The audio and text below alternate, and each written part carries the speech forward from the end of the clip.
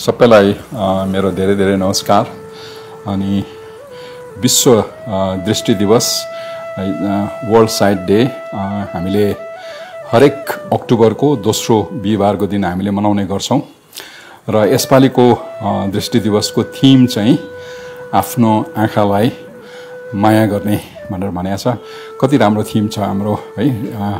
र मेरो दुई तीनवटा कुरा म यहाँ भन्न चाहन्छु।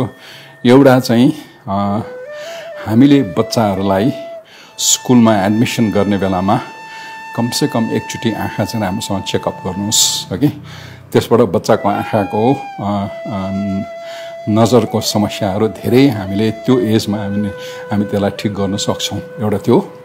अर्को, शरीरमा कुनै खालको मोर्बिडिटी जस्तो ब्लड प्रेसर, डायबिटिज मेनली छ भने नियमित तरिकाले आँखा चाहिँ चेकअप गर्नुहोस्।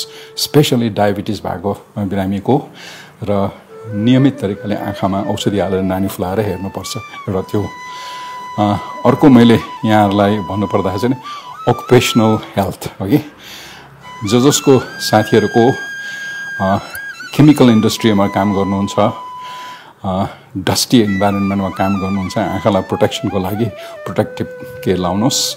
र केमिकल इन्डस्ट्रीमा काम गर्नेहरू स्पेशली आँखामा अल्कालाइन एसिड कहिलेकाहीँ पर्ने बित्तिकै सबभन्दा पहिलाको 1-2 मिनट जति इम्पोर्टेन्ट छ अरू के पनि इम्पोर्टेन्ट हुँदैन। त्यो 1-2 मिनटमा तपाईले छेउमा पानीको धारा नै आँखामा हाल्नुभयो भने त्यसले आँखालाई बचाउँछ।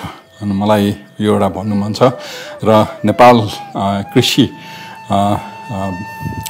एग्रिकल्चरल कन्ट्री भए हुनाले हामी खेती गर्दाखेरि आँखामा कहीँ चोटपटक लाग्यो भने र त्यसले आँखा बिजाउनु, रातो हुने 1 दिन 2 दिन भइराख्यो भने तुरन्त आँखाको केन्द्र, नेपालमा धेरै ठाउँमा आँखाको केन्द्रहरू छ, त्यहाँ गएर आँखाको चेकअप गरिहाल्नुहोस्। अनि मेरो मनमा लागेको कुरा यति हो। यहाँहरू सबैलाई विश्व दृष्टि दिवसको दिनमा मेरो शुभकामना छ। नमस्कार।